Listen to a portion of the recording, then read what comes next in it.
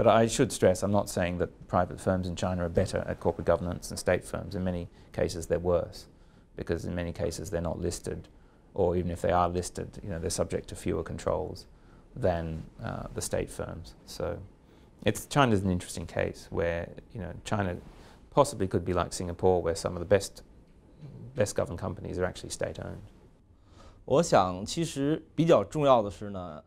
I think what is more important is that rules can be easily established and that laws can also be easily established.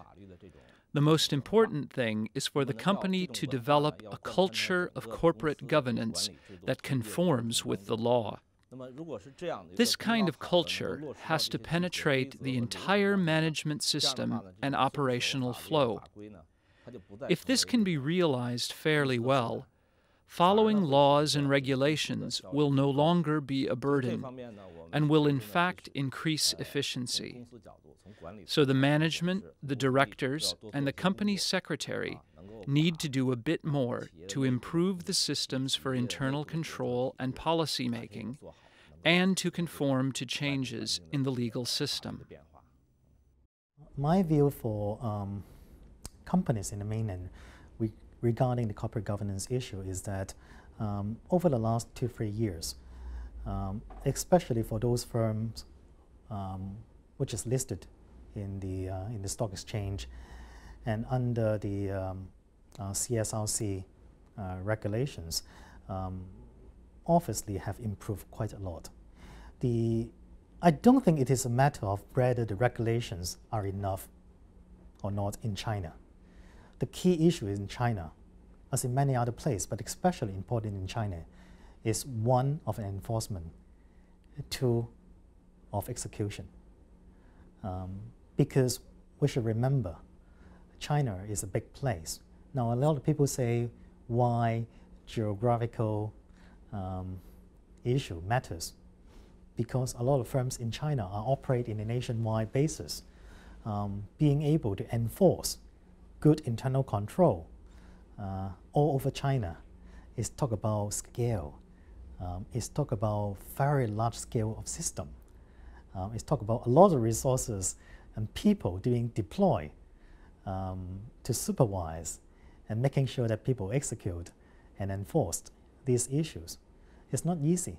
But I think most of the firms I know of, those publicly listed ones, are improving, are moving in the right direction, although I still think it will take them a while to be able to get to the same standard as in Hong Kong or obviously in US.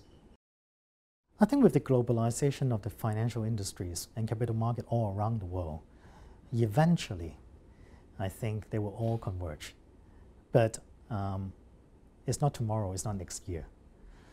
There are still certain characteristics in China, well, not alone China, in Asia, it's very peculiar, such as in Asia, a lot of companies are owned by a single majority shareholders, always a family. Now, these are the key characteristics of Asian company, and obviously there are also some other companies like that in US or Europe, but the number are much less. So, because when we talk about corporate governance, one of the key issues a lot of people are talking about is the shareholding ownership. Because with a single major shareholders, at the end of the day, people believe that they can make the final decision anyway. Now, that will take the listing rules to enforce certain things to happen. Say, for example, in connected transaction, in major transaction, it needs minority shareholders' approval rather than just the single major shareholders. But things like that, like shareholding structure, or in our case, like in a state-owned enterprise. So in most state-owned enterprise, you see that the chairman and CEO are always the same person. As you know, this is also another topic in the corporate governance things. One is saying that, oh, chairman and CEO should be separate person. But it's culturally, it can't be the place. In China, there's always, one top guy. So these are the, I think, the more specific Chinese or Asian characteristics. And if one wants to change those things, it would take longer time to do so. If we look at the state-owned companies in Eastern Europe, let's go back about 10 years ago, a number of them were privatized successfully. Now it is happening in China. It would take a lot of changes, but it will happen because under the current structure, it is very difficult. It is very difficult. Management are underpaid. The companies itself are overburdened with liabilities, plus a lot of pensioners. The marketing of their products are something that needs to be addressed. The machineries are old. A lot of things needs improvement, and it will happen, but it will take professional, up-to-date management to change that. And it also takes the government's determination to accept this new concept. Put in good people and put in good incentive program so there's no more need to steal. So give them bonus, give them performance shares, so they will participate in the upside of the companies. There's no longer any needs to try and to take bribes or steal from the company. I think you're very astute as to pointing that out.